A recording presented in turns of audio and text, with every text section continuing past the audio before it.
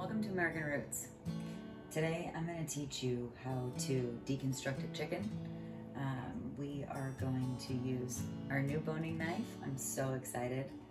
It's extremely sharp, so you do want to make sure that you have a very, very sharp knife. It doesn't necessarily have to be a boning knife to cut up a chicken, but you do want to make sure that you have a very, very sharp knife. I have a glass dish where I am going to put the pieces of the chicken, and then today I'm going to keep the carcass inside of this bowl because I'm going to make stock pretty straight away today.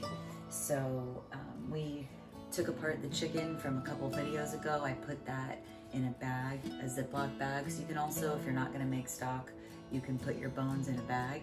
I'm going to grab those bones today. We're going to add them to this chicken carcass, so I will have 2 in there, and we are going to make chicken stock today. Now, when we're talking about materials that you might need, you want to consider like a plastic cutting board. I put a towel that's just slightly dampened underneath it so my cutting board won't slip. So I just put a slightly wet hand towel. I have an extra hand towel, my knife, a bowl for my bones, and a dish for the meat that I'm going to be taking apart. I am going to start with breast up. I know this might go without saying, but I just want to make sure, because we're teaching, that if anyone has never dealt with a whole chicken, that they cut the neck off and they usually stick the innards inside. So you always want to make sure that you clean that out. And the neck I put in the stock bowl, and the gizzards and such you can save to cook if you'd like. Now that the inside is cleaned out, I'm going to take the bird, I have it breast side up, and you can stretch out the wings, stretch out the legs. Okay, what you're going to do is you're going to take your knife, and always being cautious of where your hands are, and you're going to cut this skin right here to free up the wing, just like that.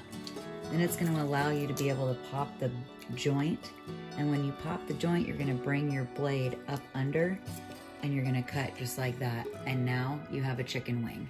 This can go into your dish to save for your meat. Now, it would take a long time to save a bunch of chicken wings, but if you're butchering chickens, you know, on your farm, your homestead, even at home, if you do multiples, you can save them and have quite a few. So there's a second chicken wing. So now we have the wings off. I'm going to turn it back around, and I want to sit it up so that I'm looking at the breast. Now, you're going to take your knife and you're going to cut a slit from the back of the chicken to the front. You're just going to free up the skin right here on this leg. So I just take it and just draw my knife lightly. You don't want to really dig. See how if my knife is so super sharp?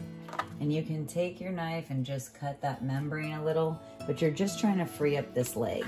So I'm just going to take my knife and lightly cut the skin, and I'm going to take the legs and I'm going to pop them inward. So I popped the joints, flip it over with the joints popped, and now you can see this little nugget of meat right here.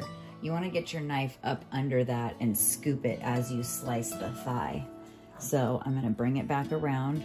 I'm going to lift it up, and I'm just going to let my knife carve underneath that little nugget of meat, and I'm going to bring it down.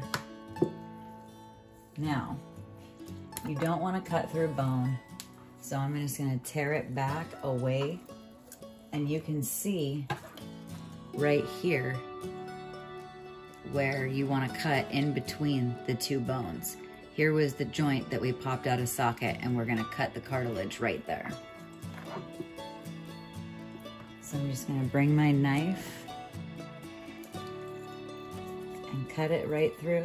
You shouldn't feel too much resistance. It should be pretty smooth. And then that way you've got a clean cut. There's your joint on your leg. So now you have a leg and a thigh. Do the same to the other side. I'm gonna get my knife up under that little nugget of meat. I'm gonna pop that back so I can see. And you want it really smooth. You don't want to have to really fight. If you're fighting, that means there's bone there, and you want to watch your knife. There's another leg and thigh. Now it's time, always point your blade away. It's time to take off. You can do this one of two ways. You can carve it with the skin on and leave it on, or you can take the skin off. For sake of today, I'm going to show you how easy it is to take the skin off. Once you get past this membrane here, you can take your hand and you can run your hand straight up. If I was going to stuff this chicken, like I wanted to put butter under the skin, wrap it in bacon, I wanted to cook this whole, that would be a good way to get up under the skin, is just like that. But the skin is really easy if you just cut the membrane, pull it straight back.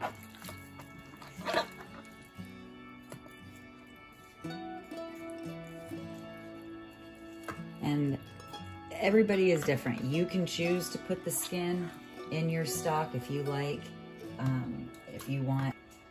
Now that I have the skin off the breast, I am going to take, this is the breastbone.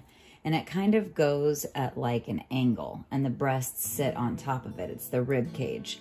So what you want to do is you're going to take your knife, and I make an initial cut on each side of that bone, because you're not going to be able to get through the bone. So you want to try to make sure you guide yourself on either side. Now, one thing I learned in culinary school is to let the tip of your knife do the work. Don't try to hack at it and do that. Make smooth slices. Be confident in what you're doing, and you really can't mess it up. I mean, if you carve too much out of your breast, you'll learn the next time not to do it that way. Maybe you'll cut a different way, or not so heavy-handed, or whatever it is, but you'll get it. So you're just gonna let it slide, and you can feel your knife hit that bone. Run your finger in there so you can see what's happening, and just let it guide towards that. And you can try to pull away. Just be careful where your fingers are. Your knife is super sharp, so it should be doing the work for you.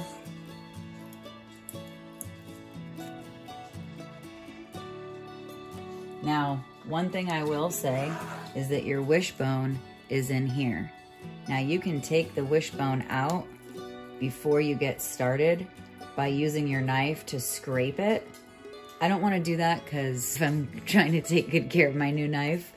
So you can take the wishbone out first, and then that eliminates how much meat you have, but you will have the wishbone in there. And right here, you can see there's a little knot. Just cut around that.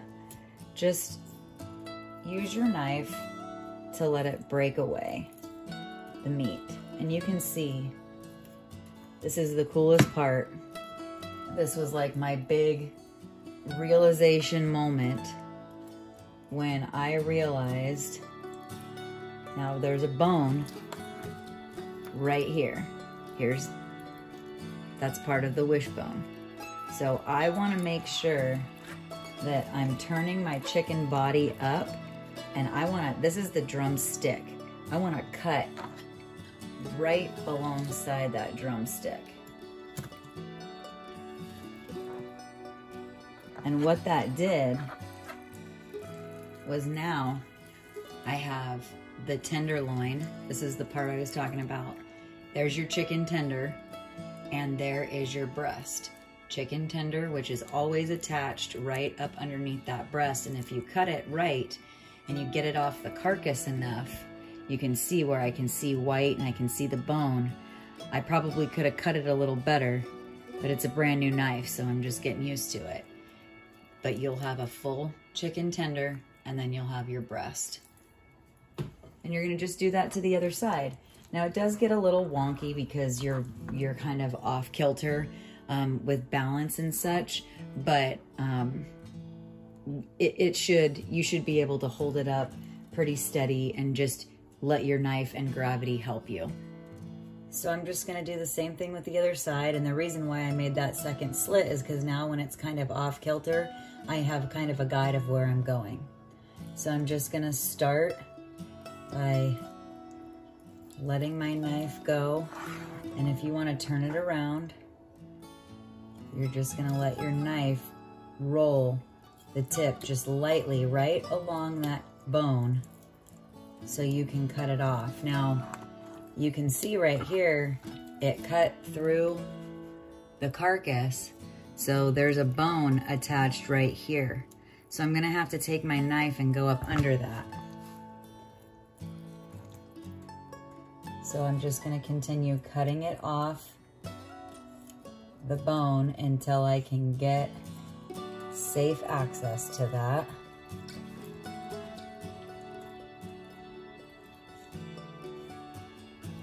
And it's opening up a little bit more.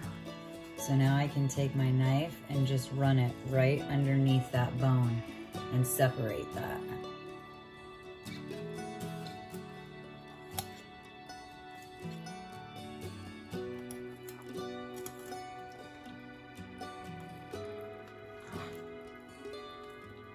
Now I'm down to the drumstick, and now you should be able to cut up under this drumstick.